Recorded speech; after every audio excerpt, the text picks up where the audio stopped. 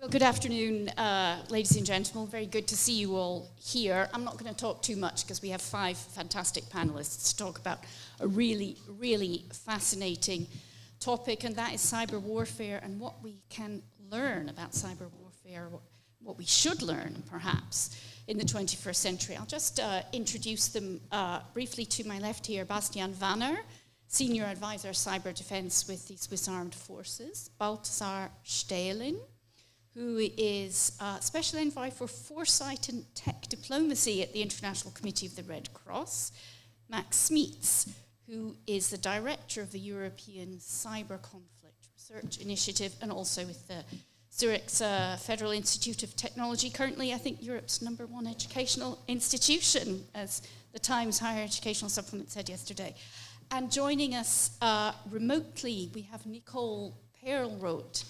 She's author of the auspiciously titled "This is How They Tell Me the World Ends," and Patricia Lewis, Research Director, Conflict Science and Transformation, the Royal Institute of International Affairs. I'm going to start with the gentleman in the room to begin with. You heard what NATO had to say. I'm going to start with you, Bastien, because you're in the armed forces. Are you prepared? Are you concerned with what we had to say? Is this what you expected, or did you also have this, I had it certainly, this perception that, they said they were going to do all this cyber warfare, but not a lot happened? Because frankly, that's what myself and I think some of my journalist colleagues, that's what we thought.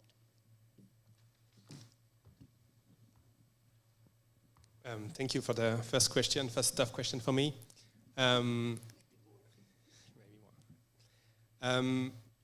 I think a lot of experts expected that something happened. I think if we take the example of the war in Ukraine, there is something that started years ago, way before the 24th of February. We expected that something happened, and maybe we didn't saw it, or it was not public when it happens. It always takes a lot of time between when the operation is going on and when public. In our point of view, and I think that was the case in all Europe, there was a lot of warning before the week before the invasion, and so we all prepare us to react. And what feared us maybe was an attack like NotPetya, where maybe the idea of the attack was to target the conflict area, but due to an unrestricted, uncontrolled spread, it will have an impact on the whole Europe, or maybe more. But as Florian just said before, beside that, we saw since the beginning of the year a pretty calm cyberspace in Switzerland, in the military cyberspace and also in the civilian cyberspace. Can I just jump over the ICRC and go to Max Smeets first, and then we'll come back to the humanitarian side of it.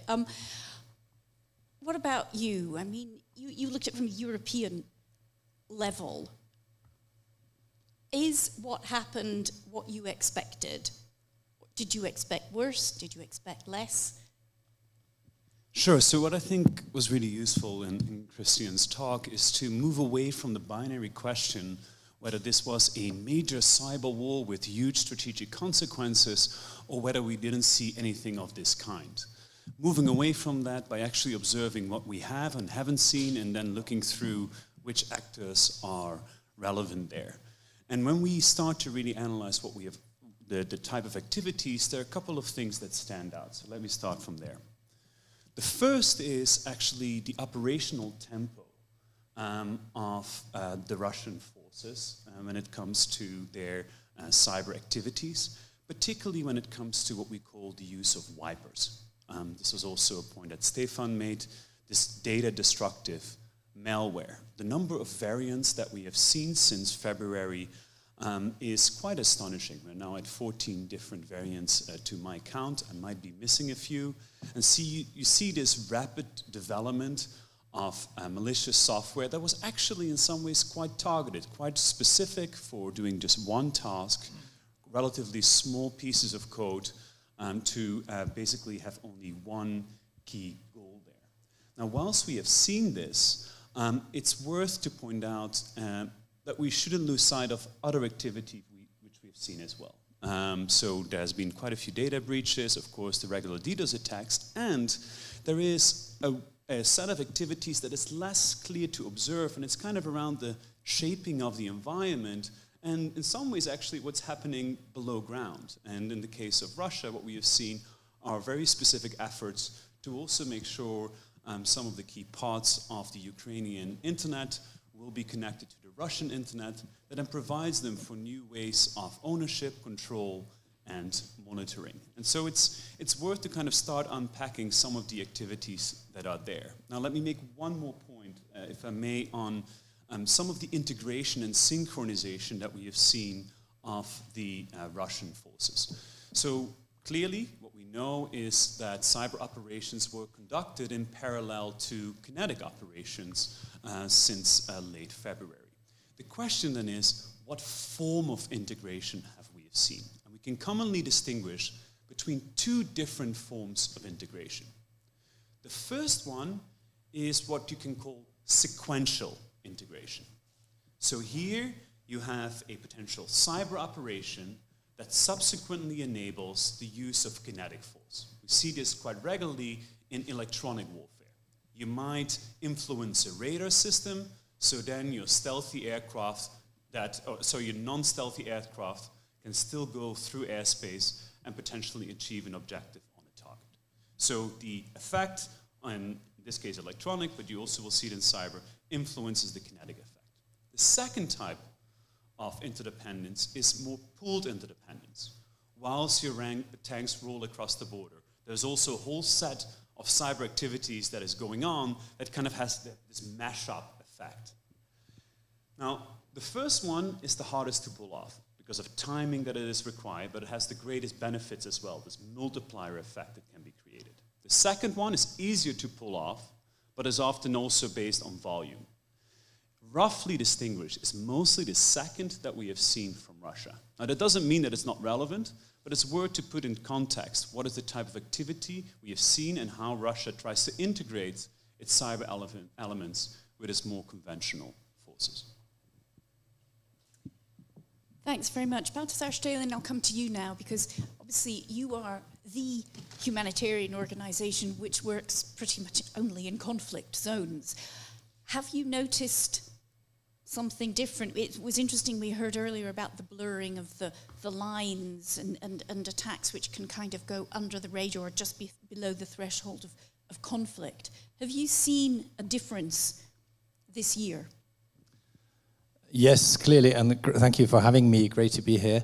I think for us, it has been a difficult year in the sense that very early in January we discovered that the ICRC systems of the ICRC were actually attacked. We had a cyber breach with data being compromised of people we try to protect and serve. And this was really a massive shock for our institution. So in this sense, it is a very raw on our mind on how can we ensure that humanitarian data is protected and I would argue not attacked in the first place, because in the real world it's relatively easy to attack the ICRC.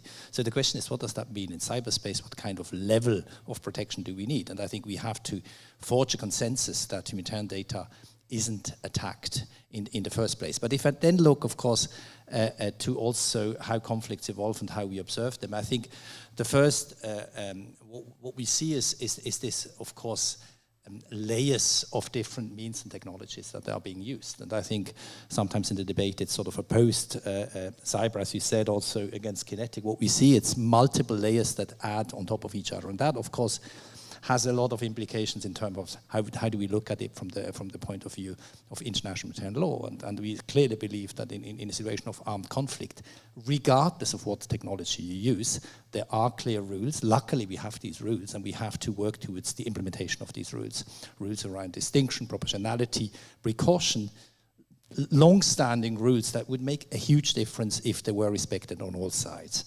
What we then also saw is, of course, what I would sort of say, and it's particularly important in terms of critical infrastructure. Critical infrastructure for civilians must be protected. You can take them out by kinetic means, you can bomb them, but you can also totally disrupt them by cyber means. And in both cases, we need to find solutions that belligerents, when they wage war, are really mindful of the need that civilians must be respected and their infrastructure also. What we then saw perhaps in Ukraine is, of course, the issue of misinformation, disinformation and hate speech. And the ICRC as an organization, our work hinges on the trust everybody has, all sides of a conflict, all the populations that should benefit from our operations. That can be prisoners of war on both sides. What we then saw is that we were also a little bit at the receiving end of accusations of false news that really eroded the trust. And I'm not saying that one cannot be critiqued as a humanitarian organization. That's part of it. We have to embrace it. But there were clearly factually erroneous, wrong information that undercut the trust, and also undercut the trust at moments in the Ukrainian Red Cross. And that is a real threat that we see in conflict zones, to have this manipulation, these information that can be directed against you. A last point, and then I'll stop not to be too long, is of course, I'd say a worrying trend in what I would call the civilianization of conflict, which means more and more civilians are also being called in, pulled in to partake in operations, to themselves be part in a way of the fight on both sides. They sometimes attack civilian objectives on the other side, which is a supreme irony. If civilian organized to attack civilians the other side, we have a real problem. And I think that begs also then a whole questions of around who participates in the direct, who directly participates in hostilities, who would then in turn potentially become targetable. So we have, I think, trends in conflicts that perhaps haven't been totally absorbed and thought through in terms of implications. I'll come back perhaps later on the role of tech companies. I think that we also see very interesting evolutions, but I don't want to be too long up front. Thank you. Nicole and then Patricia. So we've heard from the military, we've heard from the humanitarians, heard from the academics. You two have both made a big study of this whole area. And I'm just wondering, I'll start with you, Nicole, first.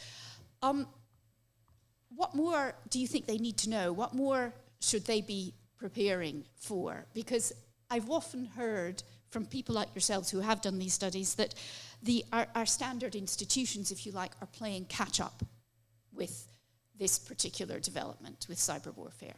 Nicole, you first, and then Patricia. Yeah, first of all, thank you for having me. Apologies, I'm the canned food virtual panelist, but I thought Christian and the other panelists laid this out very well.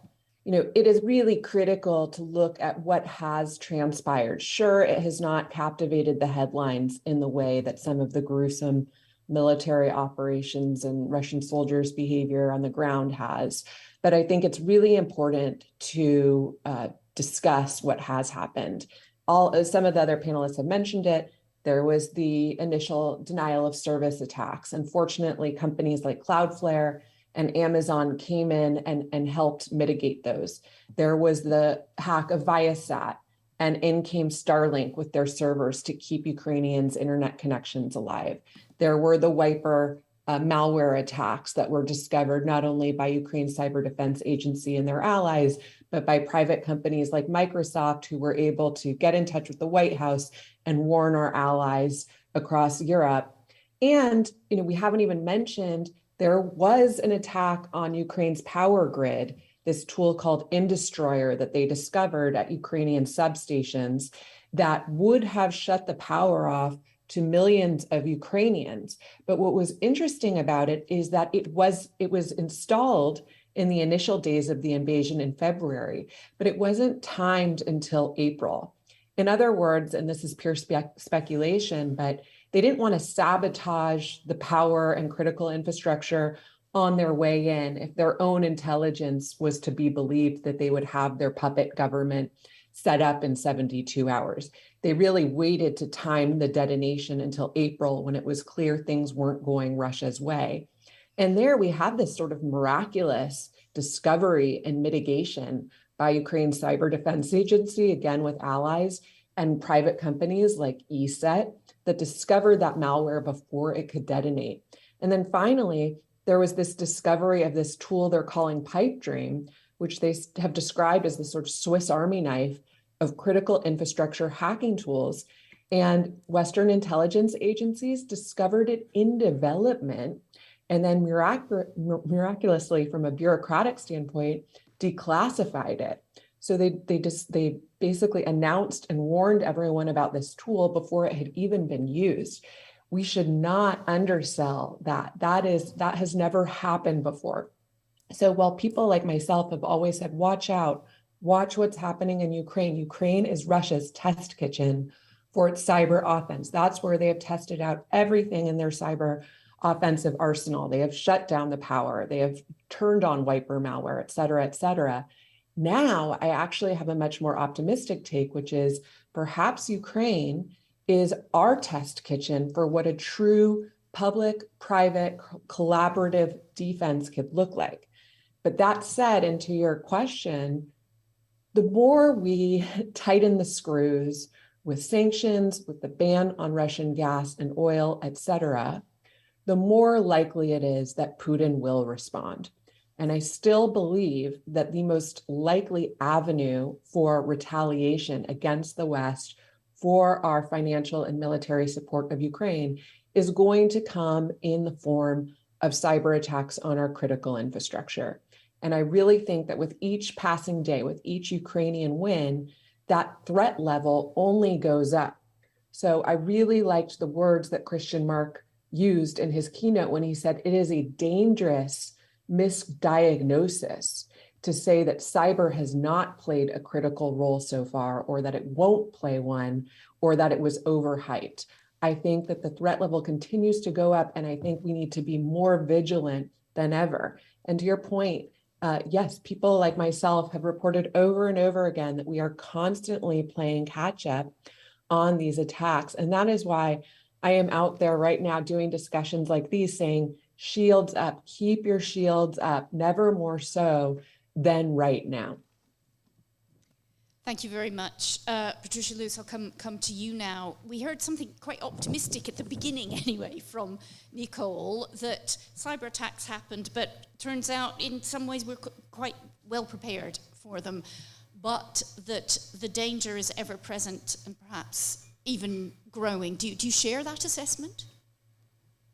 Yes, indeed. I mean, I think that what Nicole has said, well, what everyone has said is, that this is a very fast learning situation for everybody. And I think that one of the things that we've seen over many years, so I don't think we should just look at what's happened in Ukraine in the last few months. I think we should look at what's been happening, Russian attacks on Ukraine since 2014 and before that. And also, I think, the attacks on other parts of the world. I think we should also look at the attacks that have been coming in a very different way from other places, such as North Korea, China, Iran, and so on. Because this is all part of a very big learning. You called it a test kitchen. I like that. I always refer to it as a petri dish, but I think a test kitchen is better. And in that we're all learning both about cyber offense and cyber defense. And I think that we're all getting increasingly creative about how we both act and respond to the different actions. I wanted to talk about the critical infrastructure, and the issue of space has been mentioned. And I think one of the tricks that we're missing all the time is the vulnerability of cyber attacks in space. And we've seen this during this crisis, but we're seeing it every day all over the world, all sorts of different attempts on different parts of the critical infrastructure in space and through space. And of course, space is one big cyber platform. So we can look at the, if you like, the more traditional form of blocking signals from space through jamming and through signal interference. And certainly that is going on. That has been a cat and mouse game going on for decades. But this is also about the manipulation of information in cyber signals. And I think that this is one of the most important things that we keep on ignoring because of our heavy dependency throughout the critical infrastructure, throughout all of our financial systems, throughout all of our navigational systems on the timing signals that come from space. And we have severe vulnerabilities to interference in those signals, both in terms of shutting them off and getting drift and getting ending of all sorts of electronics as a result, or worse is to have the integrity of the information interfered with, and then information coming in incorrectly and interfering with our critical infrastructure, but also interfering with our navigation and timing systems. So I think we need to pay this a great deal of attention in a way that we haven't been. And we could build in a lot more resilience into our critical infrastructure. So one of the things that we have seen, and it's been reported on in this meeting, we've heard about it throughout the whole of this conflict, but also from other conflicts, is the resilience that we have been developing over years for these cyber attacks. So first of all, the resilience in terms of responses, in terms of defenses, and the agility in that, but also I would say in having other systems so that, you know, what one system fails, another system comes in, etc. We need to build that more and more throughout our whole critical infrastructure so that we're prepared for all of these attacks. And I think Nicole is quite right. I think that, you know, we're hearing a lot of threats on the nuclear side, and that's my big area of expertise from my background. But in many ways, the other options in terms of cyber are more attractive. And if all they need is to get lucky. So that constant vigilance and making sure that we're not complacent. I mean, one of the problems I think we have is that but you know, the combinations you say of the private sector, governments, and military has been very successful in many ways, but it could lead to some sense, as we've seen from some quarters, of thinking that everything is solved and we don't need to be as vigilant as we were. So I would say that the whole issue of making sure that we remain vigilant and that we don't take our cyber capabilities for granted. At some point, I think we need to talk about some of the responsive actions that go beyond defense, that go more into the action or offense, which I think is a misnomer, but the action-orientated cyber responses. It would be really good to talk about those and how we can use those to communicate with the Russian people and with other people around the world as well. So I'd like to go into that at some point in the discussion. Thank you. Yep, certainly we will. Just a quick question, maybe for Bastien, Wanner, and Max Smeets. Are you constantly vigilant now and not complacent? Are you expecting cyber? I mean, Nicole mentioned possible cyber attacks on Europe's critical infrastructure. Is that something you are, prepared for, keeping an eye out for? You're the army. Come on, you can go first. Okay. So I think a few weeks after the invasion, the European CERT launched an alert saying that there might be a huge attack in Europe. It's not really the responsibility from the military to protect country against that. As Florian said before, that's the responsible for the civilian sector and the national NCSC. But of course we were prepared. I mean, the invasion was not really a surprise. I mean, the week before the tension goes up, and that's a standard military operation. You raise the tension, and suddenly you just cross the border. And of course, when you cross the border, you try to sustain your military ground on air operation with cyber attack. And I think Nicole said it. It's happened a lot, and the chief of the Cyber Peace Institute, the panel before, also said that there were more than 500 cyber attack linked to this operation in a way or another. But to be really honest, on a purely military point of view, what was the effect? What was the effect? Of course, it disturbed the country. Of course, it put pressure on the both party. It was really interesting to see also all the non-state actors who just suddenly take party from one side or the other and try to sustain the war effort, supporting one or the other. But on a purely military effect, maybe Max just said it, that the integration of the cyber operation and the effect of the cyber operation with the military operation was, in the eyes of a lot of experts, not that successful. And that was interesting to see, and I think in the next week and months, a lot of scholars will analyze that and to understand why that was not so successful. We could have expected more effect and maybe more success to the military operation with this attack. Maybe one hypothesis is that the military forces now that are in conflict are not that new, right? I mean, that not that digitalized. And I fully agree with Nicole when she said shields up, of course, because in the next 10 years, we will digitalize. A lot of European now countries will raise their military budget. We will have more material which is more digitalized. The new fighting plane are just a flying computer. So, of course, cyber will take more and more importance. But today, in some of the conflict, it's not play this importance that we expected.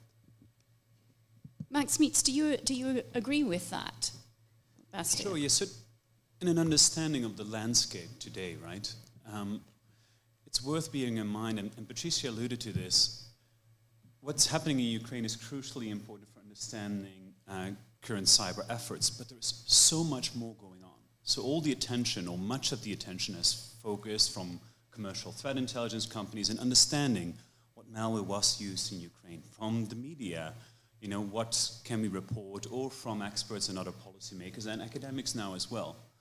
But whilst this is going on, we see a whole set of other activities that we shouldn't forget. One key case that, of course, NATO has been dealing with are Iranian attacks against Albania, and the questions there on how to respond against these operations against the NATO ally. We have seen likely very significant attacks from Israel against Iran under a banner called Predatory Sparrow, where we have seen some of the most significant and to some degree sophisticated, at least in understanding the networks, Israeli activity against Iran, against both a steel mill as well as against petrol stations. We have seen perhaps some criminal activity massively going down, but at the same time, we still see the Conti Group, the Russian criminal actor that was previously mentioned, also as its last act attacking the government of Costa Rica. My point being is there is a danger of now for a year or so zooming in so much on Ukraine that we miss out on the larger picture. One additional point, because I feel it has been raised by almost everyone, and I think it's worth pointing out, is that when it comes to cyber conflict, it's basically always hyper-internationalized. Hyper-internationalized in that, of course, any conflict tends to involve more than two parties. But in the case of cyber conflict, it will always involve so many different parties, whether this is in Ukraine, from the operational perspective, the type of victims that may also exist in Germany or other countries, who is acting, who is operating, who is providing the relevant platforms, who is operating from where. We know, of course, of a Dutch operator working for the IT army, and we know this on the ownership side, where, of course, as it was mentioned also by Nicole, private sector companies play a crucial role. And so this hyper-internationalization, allowing for so many actors to play a role, makes it really, really challenging for traditional institutions, including NATO, to deal with these kind of conflict issues. Thank you very much. Balthasar, Staehelin, I'm going to come to you with a slightly different question, because you are the International Committee of the Red Cross, you're the guardian of the Geneva Conventions. Do we need to put cyber warfare somewhere? Do we need to write them into the conventions? Attack on civilian infrastructure, a cyber attack? And would that work? I think what is important to underline is that actually international maritime law sets out a number of rules, and they are fully applicable to whatever means and methods of warfare are being used. And that's very well formulated in these treaties. So if these rules were respected fully, that would make a huge difference already. So in the sense, I think we tend to think whenever we have a new phenomenon, was it, you know, jihadi operations, we have now, and I don't want perhaps equate to the very different things, but we tend to think as well, oh my God, we need absolutely new rules. But if you actually look at it, we have existing rules that already go a long way. Now, I'm not saying that we mustn't reflect on some of the new challenges that may require interpretation, that may require state consensus. I think it was alluded to all the operations that don't quite reach the threshold of armed conflict. So what do we do with those? What is the threshold when international humanitarian law kicks in? We have new phenomena, as that I alluded to beforehand, where suddenly actors that perhaps haven't traditionally been seen as partaking quite as easily in hostilities can pick up in a way their digital weapons and become actors. What does that mean? So I'm not saying there isn't a necessary reflection on what new facets bring to the table, whether that needs new policies, possibly new law. But I really would caution against saying, you know, we do not have rules. The issue is really to implement the rules we do have. I think that's very important. What we also have seen, of course, is that tech companies get more and more drawn into political and security and military waters. And I think what is a challenge for us, if I open a small parenthesis, for a humanitarian actor that works on all sides of various front lines, and I must concur with Max that we can't look at the issue purely through the lens of the Ukraine warfare. It's a far wider issue that will stay with us and that affects different conflict zones and will affect different conflict zones around the world. But what the question that we, of course, ask ourselves, we need to engage with whoever can have an impact on the situations of people, affected populations in war, and that will be tech companies in the future, are already tech companies, to engage with them and on the implications of the technology, but we also have to find solutions for an organizations that tries to work on all sides to what kind of technology do we actually use. And I see a world in which technology will probably fall apart in different, very much politically connotated regions from the internet to the splinternet. And it basically means, will we be in a situation where tomorrow when an ICRC vehicle goes from one place to another, they sort of say, tell me what technology you use, and I tell you in which camp you are. And as we have a role as ICRC, which is sometimes, it's not always easy to get across, to really be neutral and above the fray of the belligerents and try to uphold standards on all sides, that's a challenge in itself, as is, of course, protecting the humanitarian data and ensuring that they are never used against the people from whom we actually obtain these data. Nicole and Patricia, maybe Patricia first, because I know you wanted to talk about what you called counter proactive. I'd be interested to know exactly what you mean by that, but I'm also interested to hear from both of you, because you have this overview. Do we see any difficulties with, it's obviously necessary, but that we have now a need for the military and the governments to work very, very, very closely with big tech in order to keep, as you put it, Nicole, that shield up? Who wants to? Nicole, I'll come to you first, and then Patricia, I would like to hear from you about this. Yeah, I think you're on mute.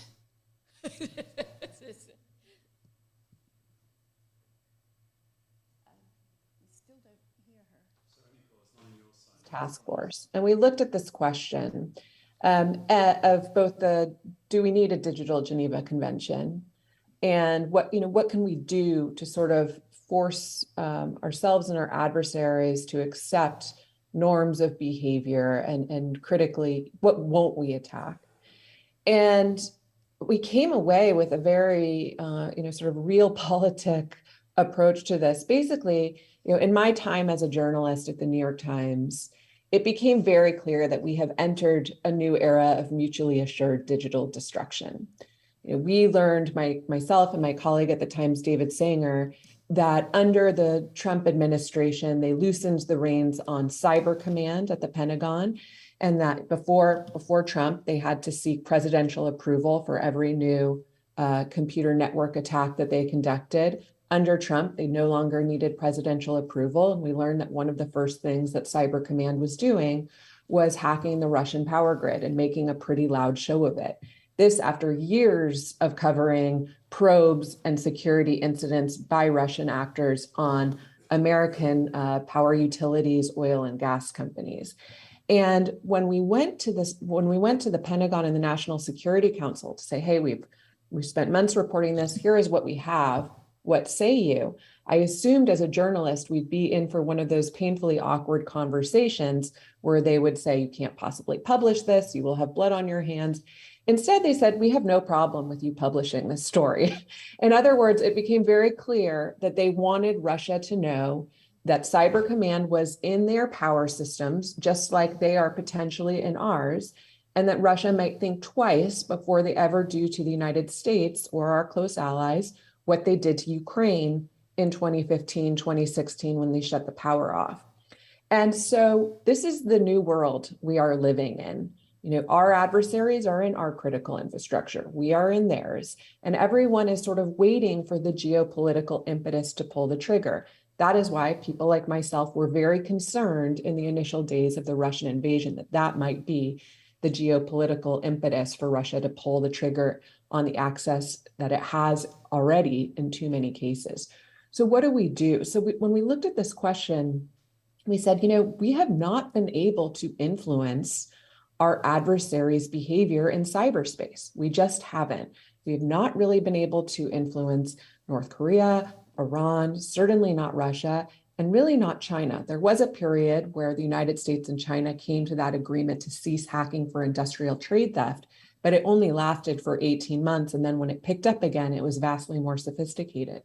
So we came to this different conclusion, which is this is an area where we are not going to be able to influence our adversaries' behavior in most cases. So it is critical that we work even more closely with our allies on norms, on strengthening our cyber defenses, on plugging vulnerabilities. And then when it comes to our adversaries, what are the areas where we think we might actually be able to have some influence? And we decided, and interviewing many Western intelligence officials, no one wanted to call the power grid off limits because they saw this as an area of mutually assured digital destruction. But when we came away, we said, okay, what can we try to negotiate here? And ultimately, the only area was nuclear. We made a recommendation that we need to negotiate with our adversaries to establish limits on cyber operations directed at nuclear command, control, and communications. That was it. We had a recommendation there that we said we should declare norms against destructive attacks on election systems and on financial systems. But we found that there was very little appetite in the West to declare norms on attacks on any other piece of infrastructure, including hospitals and the power grid. And I think ultimately that's because we have entered this new era of mutually assured destruction. So this is where we are. Yeah, I'm beginning to realize why your book had the title that it had. Yes. Patricia, I'll come to you now, and I'm particularly interested in the point you raised when you were speaking before, that you feel we need to address this, what you called proactive, aimed at the Russian population. I'm really curious what you mean by that. Yes, so I mean, I'm just building on what Nicole was saying. So everyone's sitting everywhere in the critical infrastructure, in the internet, etc. I think when Russia made its attempts to close down its internet, it was a wonderful learning experience for all of the governments and companies and cyber operations facilities that were just sitting in there and picking up really useful data. I think that one of the things that we're not doing enough thinking about is how to use this technology and use it in a way that communicates our own values. So if we take this whole terrible illegal war, if we look at ordinary weapon systems, what we've been seeing is really quite fascinating, is that the Western allies, for the want of a better word, that have been supplying weapons, despite not all of them being in all the conventions, such as the Cluster Munitions Convention, the Landmines Convention, have not supplied those types of inhumane weapons to Ukraine. And they have not been used by the West. They have been used by Russia. But it hasn't helped Russia in the way of winning the war. I mean, obviously it's been terrible when they've been used, but the Western countries and supply of weapons have stuck to their humane approach of weapons systems, which has been developing now for some decades. So we've increasingly become more accurate with our weapons so that we reduce civilian casualties. We've definitely gone away from the blasting of people with landmines, the picking up of cluster munitions, and Russia's carried on with those. So I think the communication of the types of weapons that we use and the way in which we use them is really important for who we are, how we want to conduct ourselves even at the worst possible times in conflict, and how we communicate those values to others. And that's really important. And I think we need to do the same thing with cyber pro-action, as you call it. How do we communicate who we are with our cyber capabilities? So we could shut off, Russian energy systems.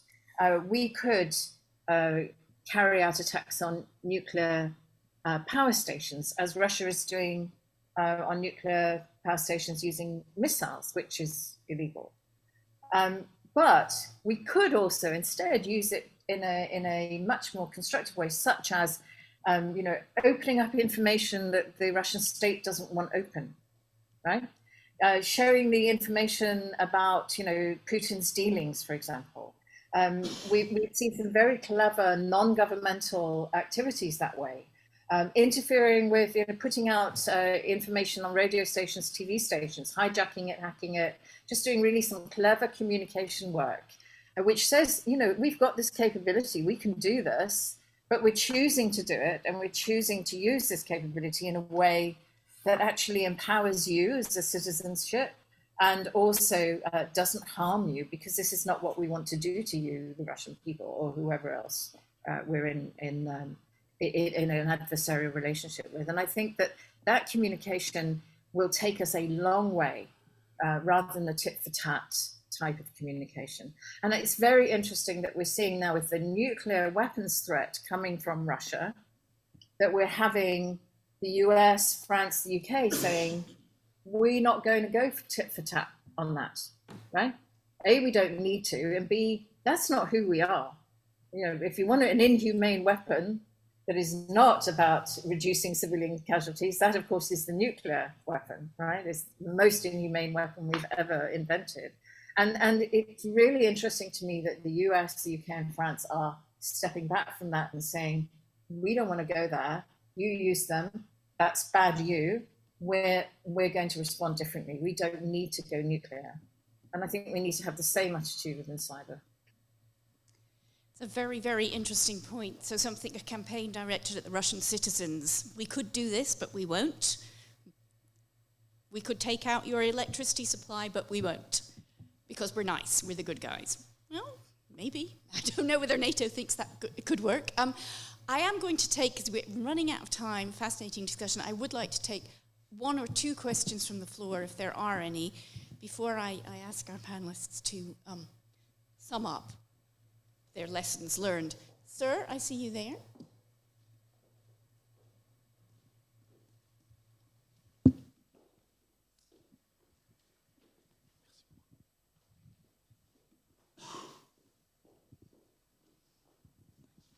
Yeah, we've heard a lot in this debate about the public-private sector partnership in cybersecurity and cyber defense. How many companies have come in on the Allied side to assist Ukraine in its cyber defense. Do you see this overall as a positive in deploying a resilience and a flexibility in resources that authoritarian powers do not have? Or is it a negative in the sense that you're blurring the line between state actors and civilian entities? and that potentially Russia can take the view that Microsoft is now a legitimate military target since it's participating on, in a cyber defensive operation on the Ukrainian side. Who wants to answer that? I'm conscious that both, there's Patricia. I know Patricia and Nicole have to leave us in the next 5 to 10 minutes, so I see, Patricia, you've got your hand up, so. Yeah, I find this discussion quite odd, I have to say, because if I look at other military equipment, it's a private-public partnership, right? Whether it's missiles, whether it's explosives, whether it's ships, whether it's submarines, aircraft, you have private companies supplying and entering into partnerships with governments. What's the difference? Why should it be any different with digital technology? So I find this kind of a very strange concept that somehow there's a separation between church and state when it comes to public-private partnerships in defense. Nicole, do you share that view? Yes, and I think, you have to recognize this is an asymmetric playing field. Most of the attacks, really sophisticated attacks, we've seen from our adversaries have come for the private sector. They don't come for Cyber Command or CISA or the Ukrainian Defense Agency.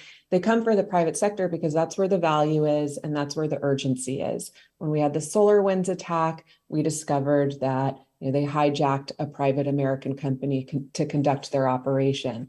One of the most aggressive assaults we saw in the last 2 years was a Chinese attack on Microsoft Exchange systems. But they use these attacks more as a conduit than to decimate Microsoft systems. And unfortunately, in many cases, it's companies like Microsoft that are much stronger on their cyber defense than government. But I think in general, I think the biggest fallout really from Snowden was this misperception that agencies like the NSA and Microsoft were in cahoots.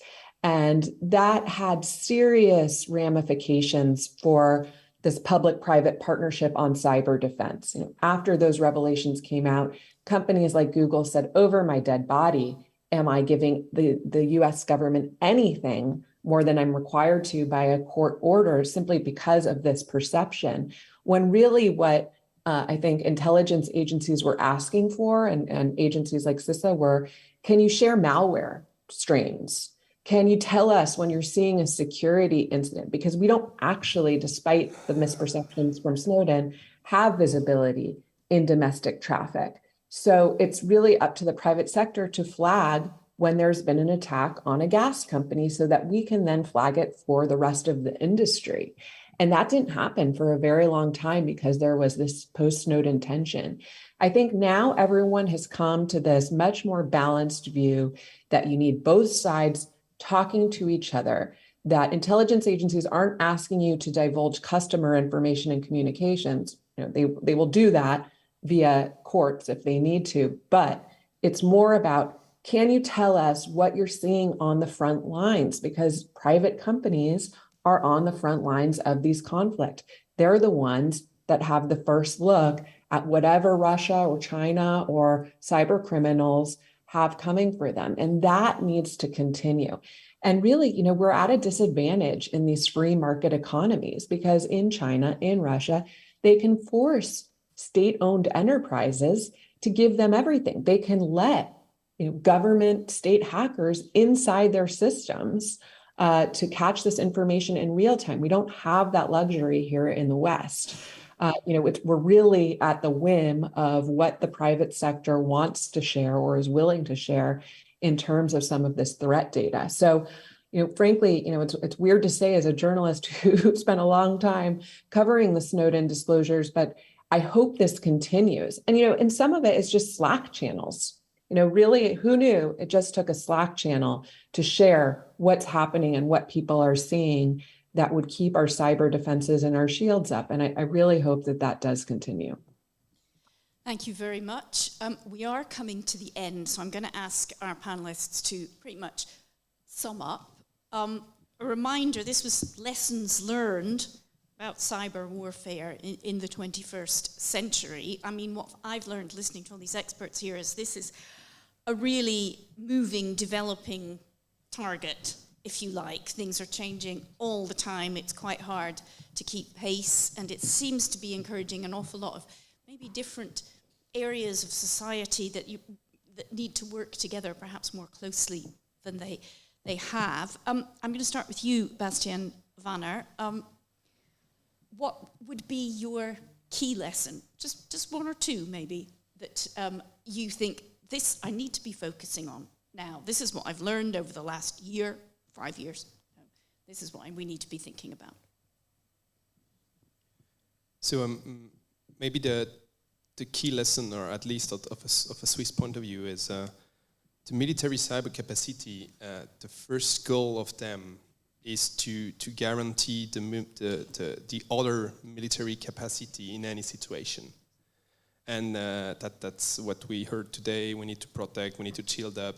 Tomorrow won't be a bluer sky than today. So for the military cyber command, at least in Switzerland, our goal is really to reinforce the military side. And if a crisis comes, we need to be able, because we are the last security mean, we need to be able to do our job, and that cannot be impaired by cyber means. The second, maybe more linked with what's happening in this century, is cyber is really effective in long-time operation with a very good preparation. So, for example, for intelligence operation, it's pretty effective. We saw that. But for other disturbing, it's also a little bit effective. But when it goes to destruction, when it goes to shocking, when it's other means are really more simple to use. And we also saw in the last months that cyber attack will also have an impact on your own military operation. And so the targeting, it's sometimes really difficult.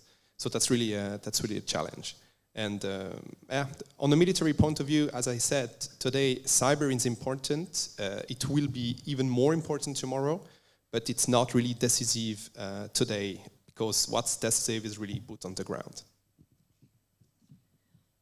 Patricia, I'm going to come to you because, as I said, I'm conscious that you are pushed for time. So would you like to give us your key lessons that you'd like people to learn or think about?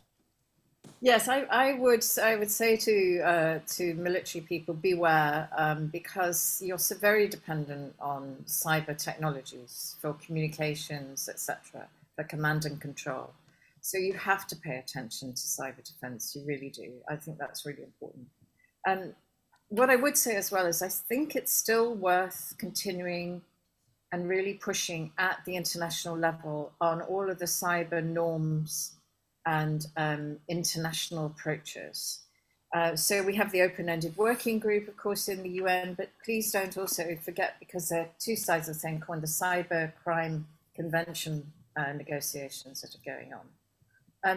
Russia and China take these very seriously, and I often think that we have been a little bit behind in thinking these things through about what we would like to get out of them, and we came to the party a bit late.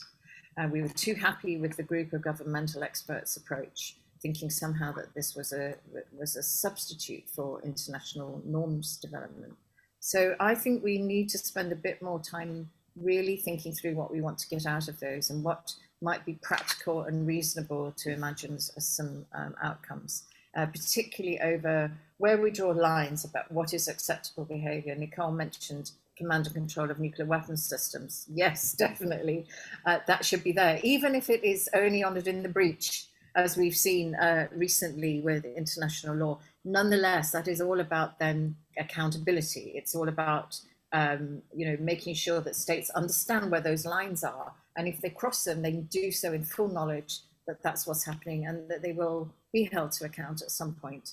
And it's also about, as I said, it's about what the civilian sector and their citizens understand is legal and acceptable. And it may be that during the conflict they can't do much, but later on there is an accountability process and a judicial process. Nicole Perlroth, do you have any, I know you already said, everybody should keep their shields up, but do you have any other final words? I know you are too also pushed for time. Oh, this is the sound again. Hello. Sorry, I was talking. I really agree with everything Patricia just said. I think, yes, we do need, I think norms are more helpful in binding together friends than they are adversaries. And I think Ukraine in that regard, just in a traditional military support capacity, has also been a model for this. I think there's a lot we can do with our allies to establish support, coordination, and norms of behavior. I think we should be much more transparent about what kinds of cyber attacks would trigger a response in kind. I think if we are in this era of mutually assured digital destruction, then we should speak very transparently about what kinds of cyber attacks would commit us to a response.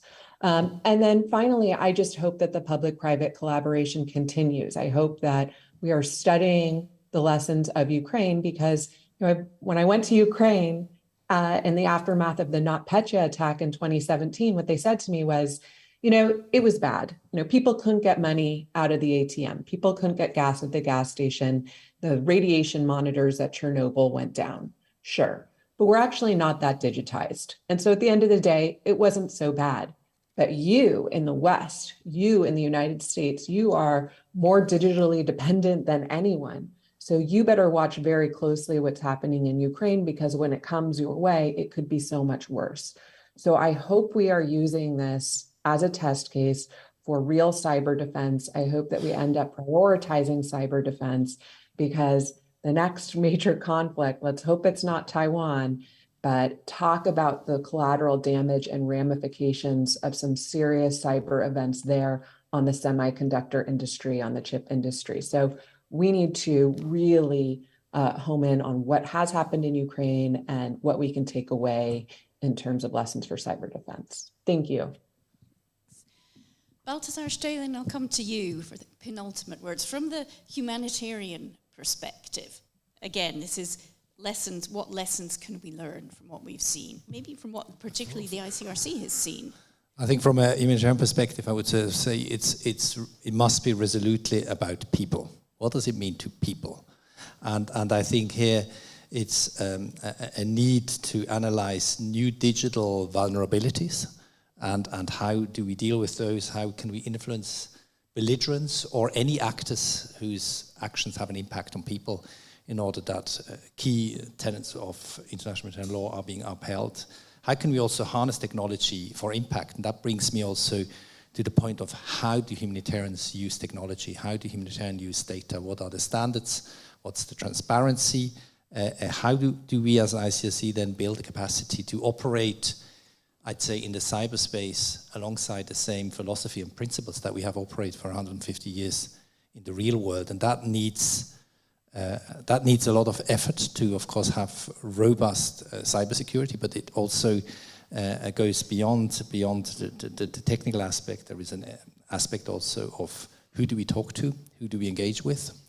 We negotiate, we have now built muscle to negotiate with jihadi groups for 20 years.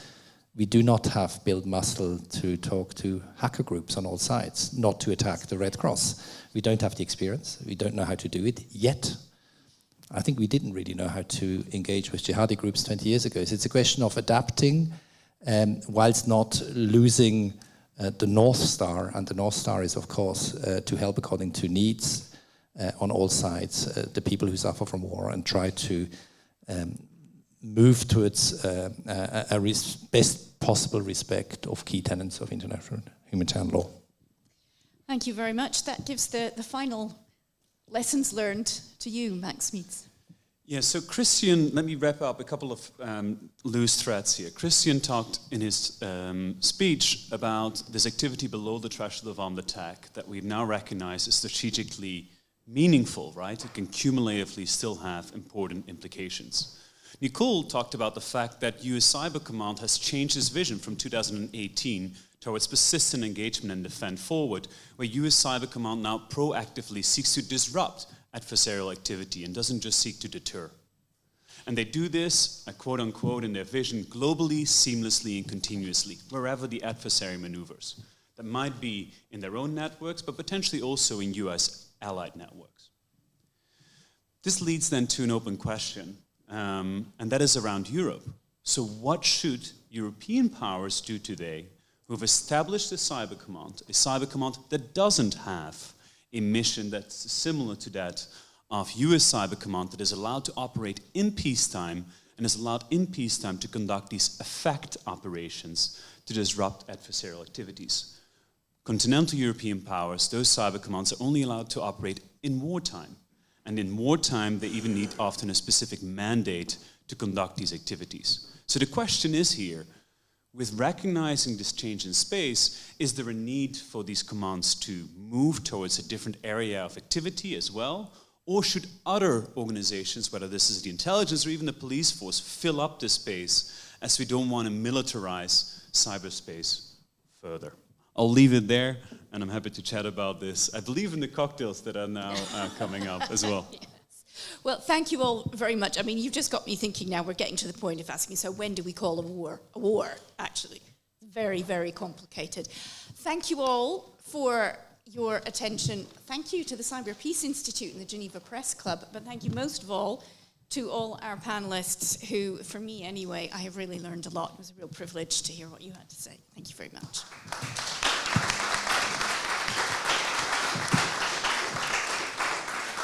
Thank you again to the panel for this excellent discussion. Thank you to the audience and to all of you.